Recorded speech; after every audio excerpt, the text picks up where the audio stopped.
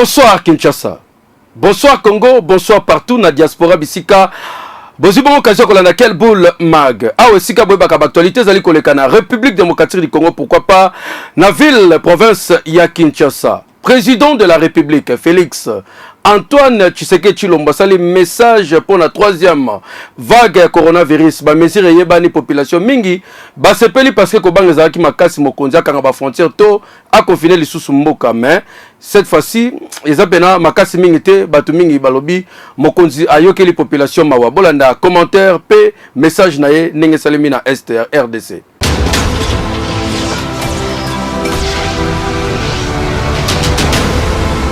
Congolaises et Congolais, mes chers compatriotes, il y a plus d'une année, je m'adressais à vous pour annoncer une série de mesures prises dans le cadre de la riposte face à la situation de crise inédite provoquée par l'apparition de la maladie à coronavirus.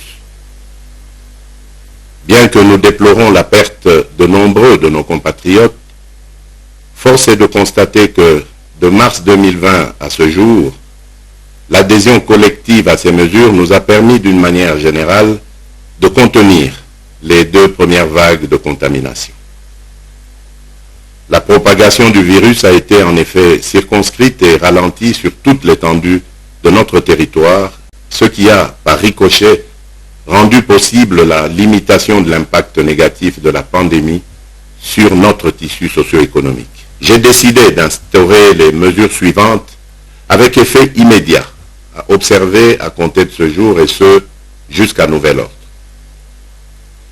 Le maintien et le renforcement du couvre-feu de 22h à 4h du matin. À cet égard, outre les points de contrôle actuels, des patrouilles de la police militaire seront instaurées. Tout contrevenant sera sévèrement puni. Le port du masque obligatoire ainsi que le strict respect des gestes barrières dont le lavage régulier des mains à l'eau et au savon dans tous les lieux publics et le rassemblement de plus de 20 personnes sur les lieux publics. L'entrée dans les marchés publics est subordonnée à la prise de température, au lavage des mains ainsi qu'au port du masque. L'interdiction de l'organisation des deuils et veillées mortuaires dans les salles et les domiciles. Les dépouilles mortelles seront conduites directement de la morgue au lieu d'inhumation avec un nombre d'accompagnateurs n'excédant pas 50 personnes. Les contrôles sanitaires aux postes frontières nationaux seront renforcés. L'obligation de présenter un test PCR négatif réalisé en déant les 72 heures reste d'application et toute entrée sur le territoire national demeure subordonnée à la réalisation d'un nouveau test PCR auquel nul ne pourra déroger. La fermeture des discothèques et des boîtes de nuit pendant une durée de 15 jours. Les restaurants resteront ouverts dans les conditions de strict respect des gestes barrières. La gestion efficiente du personnel et le recours, le cas échéant, au travail à distance. La prise en charge sanitaire par le gouvernement de tous les cas positifs sur l'ensemble du territoire. En ce qui concerne les établissements scolaires et universitaires, ceux-ci demeureront ouverts à la seule condition de renforcement de l'observation des gestes barrières. Concernant les églises, celles-ci sont dorénavant astreintes à réduire le nombre de participants aux offices en fonction de la capacité d'accueil des lieux de culte et dans le respect strict des gestes barrières. Suite à l'état de siège, l'Assemblée nationale va décider de sous vacances, de continuer à travailler pour de prolonger à Bongo, mais ça là, où ils allaient salima pour na kimia na RDC.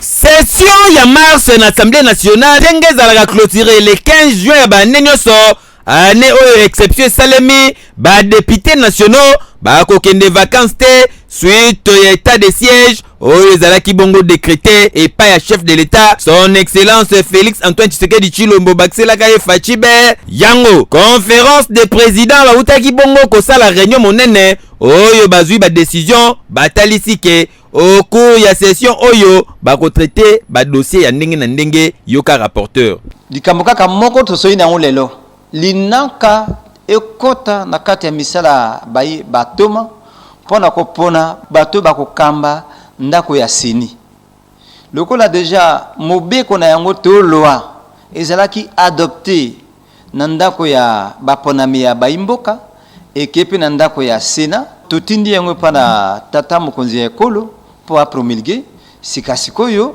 Assemblée nationale akosala linaka po bapona bato yo bakokamba seni eloko oyo tobengaki likita ya lelo ya ba président ya ba commission ya ba groupe parlementaire na bureau Assemblée nationale kaka po toyebisa bango te tala likambo ya sika elingi koto na kati ya manaka na bino ya mosala yango na tosanganaki pe biso basa toyokani tolobi kaka monoko bo moko esangeli naka etiama seni evanda pona malengeli ya maponami ezali na mikolo ezali koya na mbula ya mobu koto mibale na tuku mibale na isatu na bokuse likambo ya litomba oyo tosololaki yango wana baeli du peuple très déterminé ya ko poursuivre ba plénière jusqu'à ce que ba ko épuiser ba matière nyonso oyo bazalaki na yango boyende ezalaka kosalela mboka ekei ndenge moko pe toko kokende kote ya Sénat boyebi ke lelo nde bauti ko rétablir bongo honorable sénateur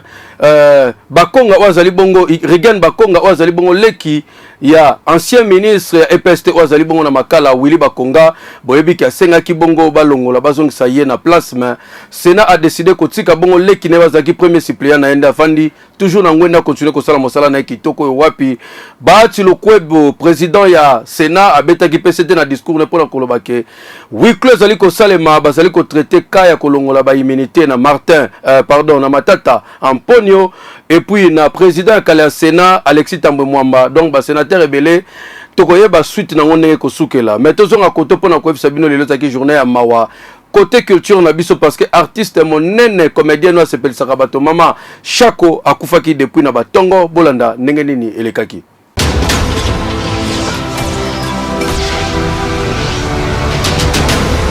Artiste comédienne Jackie Jala Anayengo alias Mama Chako auti kotika biso na mokolo ya lelo mardi 15 juin 2021 na hôpital HJ na commune Limete na maladie ya mino. Esengeli boyeba ke Jackie Jala abotama le 23 août 1958. Mama Chako azalaki parmi ya basi oyo ba façonna l'histoire ya théâtre à la République démocratique du Congo. Esengeli boyeba pe ke Mama Chako abanda théâtre na année 1972 wana azalaki na âge ya 14 ans. Atambo na ba groupe ya lolenge na lolenge, atambo na groupe Salongo, théâtre de chez nous, groupe ya Sans Souci, pe asali banzonzingi pe atambo na ba groupe ya lolenge na lolenge. Mama Chako atiki biso na âge ya 60 ans, azalaki na carrière ya 45 ans en tout cas sango oyo epesaki vraiment pasi et pa baninga na ba artiste comédien pe na famille na ye. Mama Jackie Jane alingaki kutukala mingi te a fêté bongo 45 ans de carrière na musala ya théâtre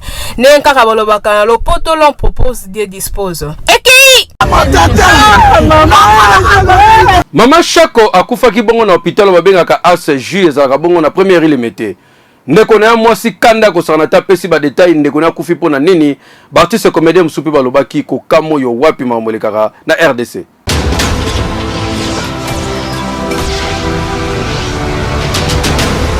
Kaka ya minu badali ya songo papa neve na hôpital bana 9h atambuma ya kisi ya nobali balali sie na kiti na ba bazomona mutu aoloba te azokoma asaku na place azokoma po asenge eloko ya komi po azongisa boya komi abozomona akangami eloko masho amisike kanga mwana alaki na ye banda 9h mama bipenda ye koma na 14h nde sikoyo nini ne mama bipenda ye kotelema po baba na kopesa ye kisi bazolo bana urgence docteur moko azate ba docteur bakei kosala réunion na 9h du matin mutu banda bayaki bino batu bolongoli ye mini misa tu pe mbala moko omoni siko mutu azoloba te nini te oyeba te ata na mbetu ata novalgine wa novalgine hôpital bozomona oyo bokitisa ya basataniste basini yango ya batia na porte mpona kosilisaka bato yango wana ya barosoi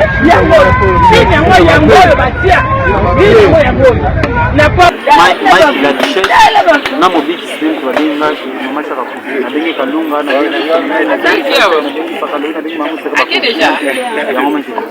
c'est pour vous confirmer effectivement nouvelle oyo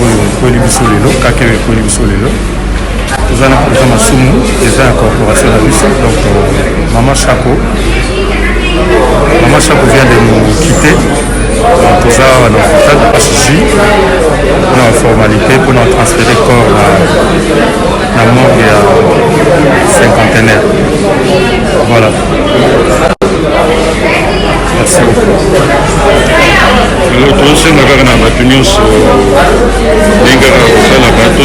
L'union d'esprit, pas de commentaires inutiles, pas de commentaires autour du décès, de quoi pour faire pour nous, na niveau na biso tout nene. Winner Loto net lobaki mikolo échangé comme kobeta ma mikolo nyonso na 500 francs ya pamba pour 4 numéros à pamba okoma millionnaire lelo nani azui nani pas gagné.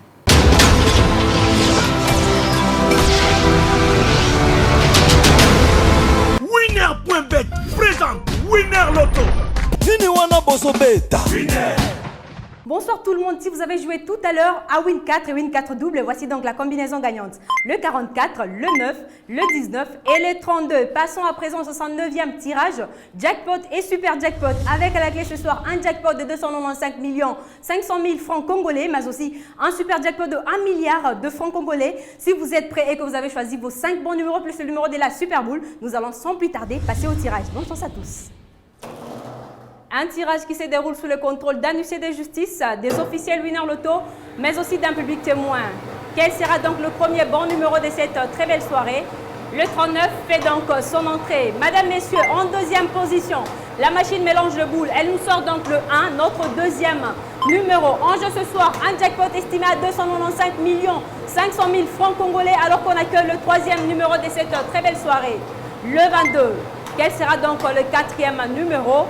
Le 3 fait donc son entrée. En cinquième position à présent, on accueille donc le 43. Et pour finir, le numéro de notre Super Bowl, les super numéros de cette très belle soirée, n'est rien d'autre que le 14.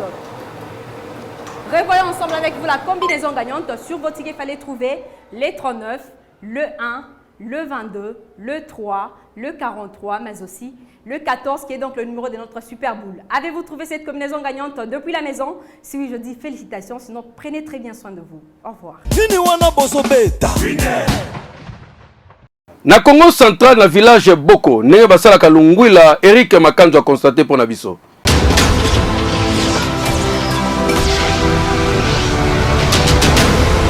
Tozali na Congo central na village Boko. Ndeko mobali oyo bozali komona ye asalaka na ye masanga ya koko. Alamukaka na tongo akoti zamba, akoti na bilanga na ye ya koko, abandi kokata kata yango, akati soki asilisi kokata, amemi yango bipai wapi oyo asalelaka musala na ye. Soki akomi na lie ya musala na ye, azwi yango, abandi kolongola baposo. Alongoli soki esili, azwi yango lisusu, abandi kokata yango ba morceau kaka ndenge bozali komona awa. Akati ba morceau soki asilisi, azwi atie yango na kati ya machine oyo bozali komona nde ezali bisika oyo asalelaka musala na ye. Abandi konika botala bino moko ndenge ezokende kotanga na kati ya bidon oyo atie awa na se. Soki aniki kuna ekiti etangi te soki asilisi azwi masanga oyo etangaki na kati ya bidon, atie passoire, atie bidon mususu, apase yango. Boyoka ndenge ye moko akomunike na micro na biso. Buki koko tulongala ngo ba poso, tie ba morceau, sala ngo tibusi mafuta nango. Tiena nzete ti lubi koko. Sala ngo ti to longola komi bena longwela wa normal. Jour moko ti le ti lubi siko to longo. Sengile de tira en 4500. C'est puis 20 000. En tout cas, save koba kaka boye na musala na yo. Longonya na yo ozali mwana mobali ya buka na kate boende zalaka. Eki! Quick Share ezali application ya bana mboka. Lelo za possible partout zali na monde. Otine de la mama yaya ndeko na yo mbongo na ba intérêt ya muke ekomele na téléphone. Boya o connexion agence Kataki. Occasion yango yo. Bo sale la bongo bo télécharger Quick Share.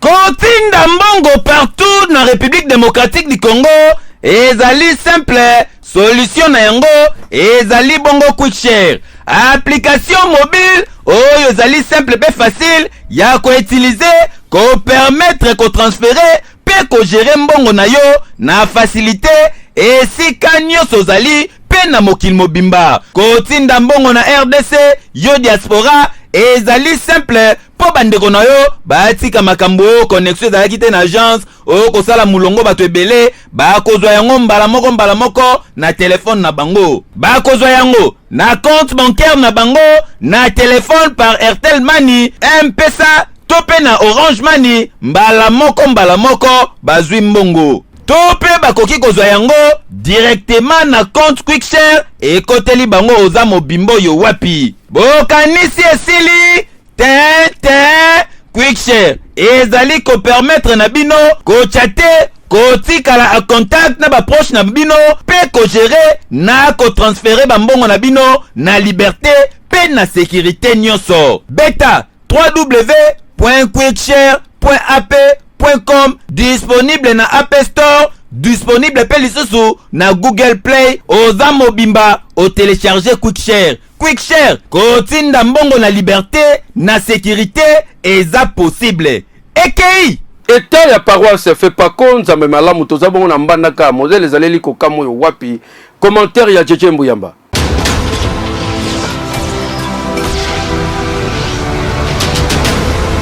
Tozali na province ya Équateur mingi na ville ya Mbandaka paroisse oyo bozali komona ezali paroisse ya fait pas compte Nzambe malamu église ya Ntoma Adina Bala oyo atika église oyo yango nde mema réveil na Congo, réveil na Afrique pe réveil na monde po bango nde bayaka na alléluia pe amen.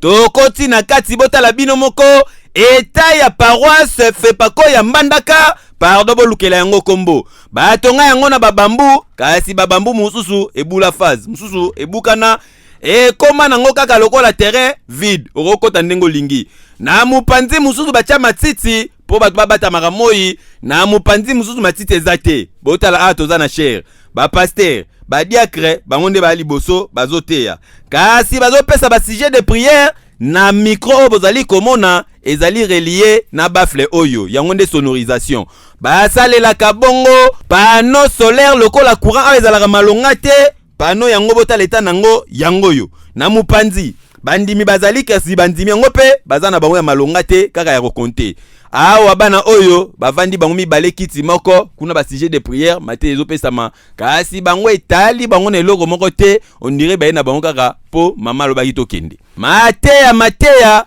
pasteur atali asengi bosunga ye yoka communication na biso tozosenga kaka oseku ya matériel toza na besoin ya kotonga église mais possibilité eza te toza na besoin totonga même antole loba possibilité eza te nano etobandaki oseku ya matériel église bakiti eza te oti mpe nano chere moko ya bien eza te yango tozosenga soki aide ezali bakoki kote biso mpona koconstruire église ya nzambe lipamboli vraiment ekozonga na source ebukai misolo. En tout cas, église fait pas quoi ezali parmi ba église oyo emema réveil na Afrique yango soki bozali komona ba image oyo ezali ko toucher yango esengami na bato ya mitema malamu basunga paroisse oyo soki bakotongela bango batima ya malonga bandeko basambela na ndenge ya bien kotika bango boye po awa so mvule beti bakimaka na ndenge des fois te boyebi histoire ya Bible papa na tongaka temple quand mwana kufaka Jésus asekusaka ye bo oyo sala gesto nzamba omona yo frère yarolo na awa nzamba osunga yo ekei ba famille Tuseo pe Lusinga Trésor Tuseo chef ya ba reporter ya magazine Quelle Boule bazali na mawa pe pasi ya koyebisa na bandeko liwa ya maman yaya pe tante na kombo ya mami Lusinga oyo akufaki mikolo eleki na Lubumbashi na sima ya maladi ya tango mokuse. Programme ya matanga ezali ko se présenter boye jeudi 17 juin 2021 nde levé du corps ekosalama na morgue ya hôpital Kimbangiste na Kimbanseke na 9h pe enterrement ekosalama na concession Kukwakulu na Njili brasserie na commune ya Mongafula. Entre temps matanga ezali kosalama na avenue Tiele numéro 28 na quartier 6 référence terrain Sainte-Thérèse. Biso Quelle Boule magazine te présenter ba condoléances na famille Tuseo pe na famille Lusinga Mobimba. Tika molimo ya mama mami Lusinga epe mana kimia. Monsieur Jafar Amani, patron ba cyber café Jafar aux États-Unis auti ko zonga. Yom tobeta ki devait loterie ba résulter zo continuer ko bima. Kende kuna mbango talisa tant sous chance no soko gagner au États-Unis d'Amérique. Prise en charge à tous en mbongo ko memayo.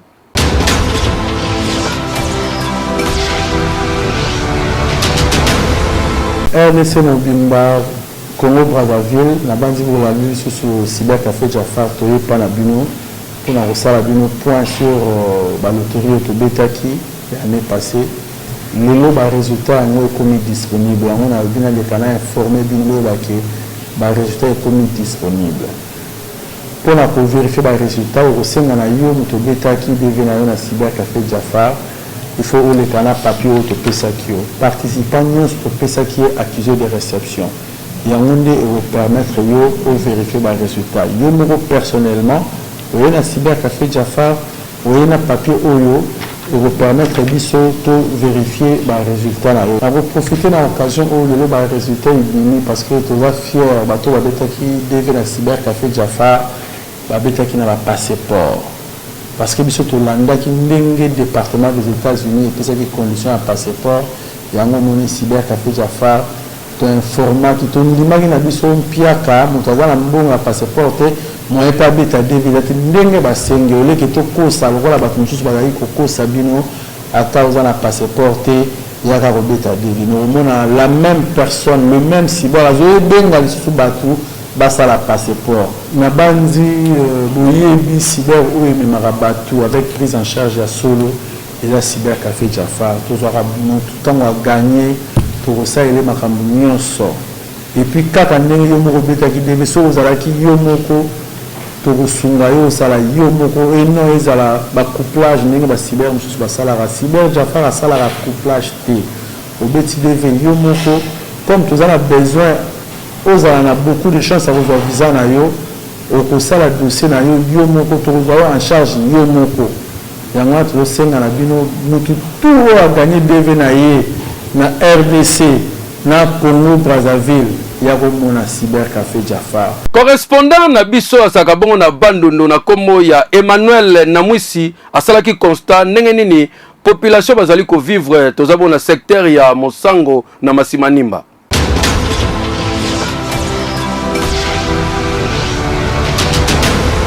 Na cadre kaka ya koluka ko faire découvrir bino réalité ya Congo tina ba fin fond boye bandenge nini ba congolais ba vivaka ba reporter na biso bakitaki na province ya Kwilu na secteur ya Masimanimba awa na Mosango façon population ba vivaka soki otali omoni na misu na oboyo ka pasi na ndenga ko sakana te lokola awa tozali na boulevard na bango ya munene to pe route principale oyo permetaka entrer sortir pona kokota awa na Mosango tala nzela yango ndenge zali non asphalté zelu nde zelu ezali awa na ndenge ya kosakana te kokanisa lokola désert du Sahara camion bozali komona awa boye ekangami ça fait 48 heures tellement zelu eleki mingi mutu ke kangami ezotambola lisusu te basali ba effort nyoso baluka ba dégager zelu mutu ke bima mais rien ba effort na bango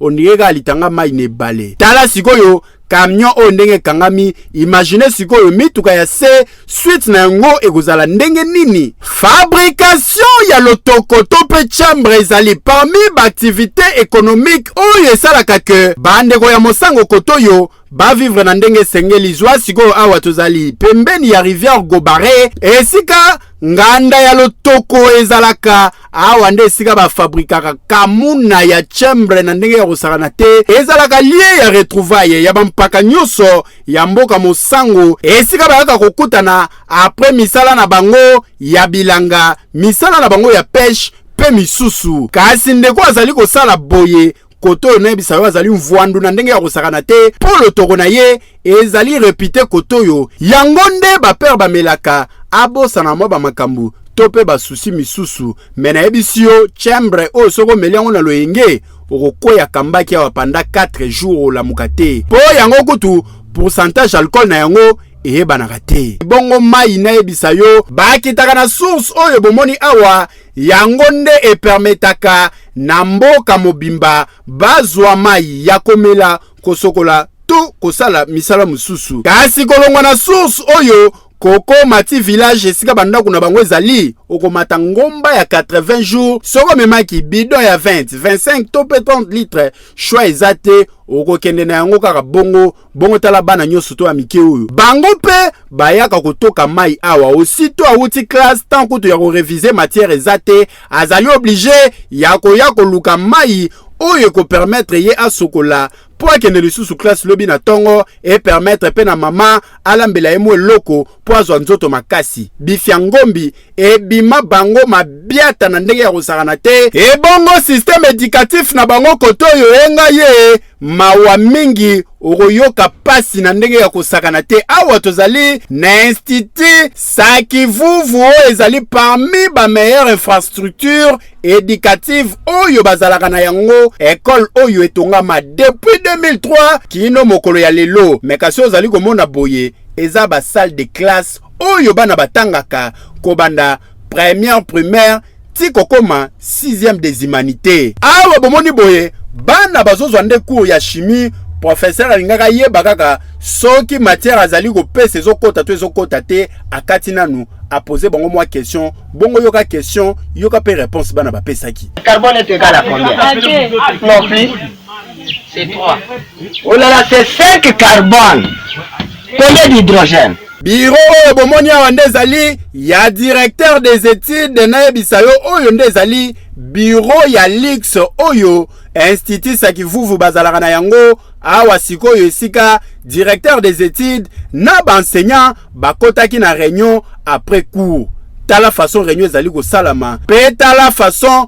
bakonzi ya école bazali kovanda na babiro na bango oyoki pasi na mawa gouvernement ya bawario musala ya kosala eza makasi po Congo ezali pe munene na ndenge ya kosakana te bozali appelé ya korépondre pe na badésirata ya population ya mosango awa na masimanimba na province ya Kwilu po en plein 21e siècle oyo tozali batu bakoki kovivre na bakondition ya boye te ke yo oui ndeko na biso azali handicapé mais modèle asalaka mosala boko ko imaginer te banzungu nyonso abongisaka ngo pe asalaka ngo kitoko wapi tozabona kwa mont na bandondo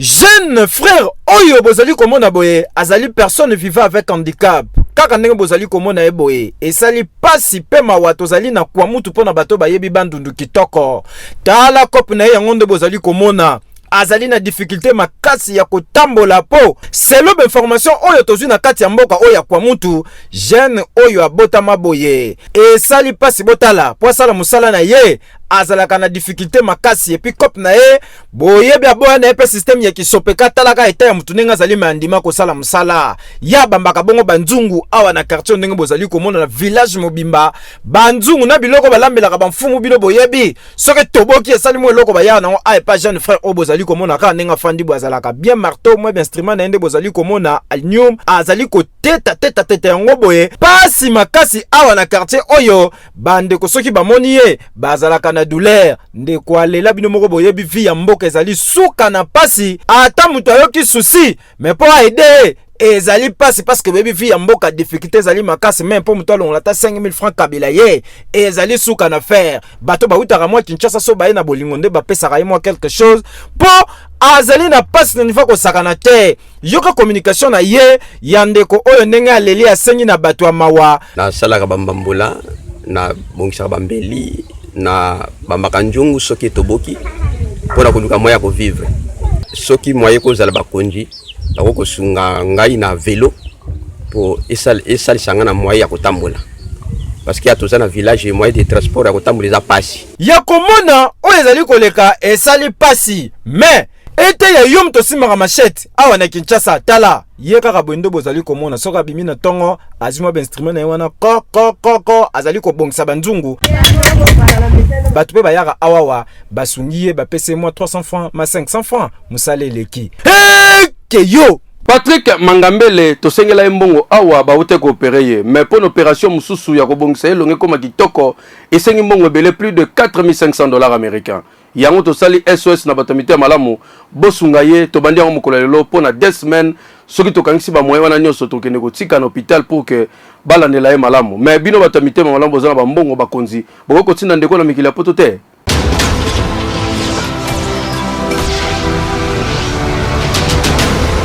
Jeune frère oyo na kombo ya Patrick Mangambele tolakisaki bino opération basalaki ye ndenge nini elekaki après avoir koleka na étape wana ba médecin basengi ye $4500 pour na étape mususu etikali ya chirurgie esthétique yoka communication na ye naza fona na bino Patrick que je viens de passer la opération on l'entoure le cas et puis il nous reste deuxième partie d'intervention qui nécessite un montant de $4500 pour la chirurgie esthétique pour essayer ça là-bas. Et aussi le document est là. Et là, concernant la papa, la maman, la diaspora, et puis à Kinshasa, il y a Congo, République démocratique du Congo. Bako ya kosunga biso ko assister biso poto ko achever deuxième partie où est ikalaki na automandaki déjà.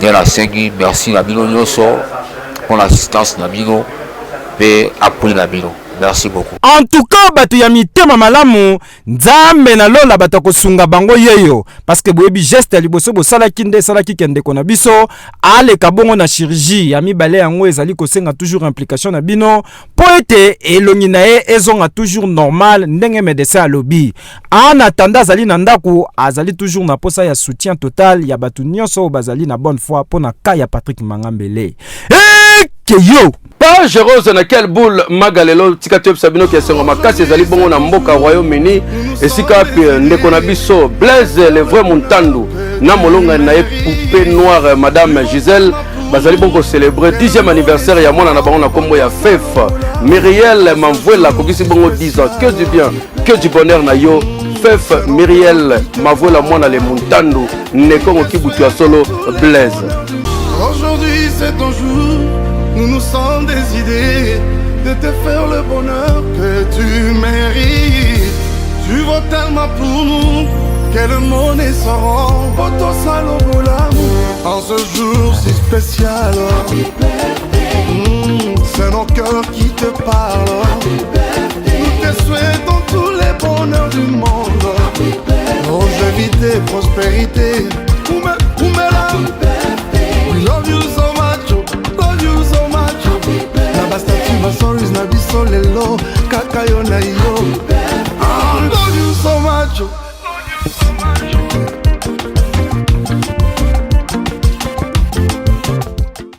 Ba mama boa kitoko yo wapi kimia eko tsholo ko mela mabota na bino quel bulango yango yo ti. Ba mama mafuto yo wapi kitoko yo wapi boa kitoko magaz. Oui.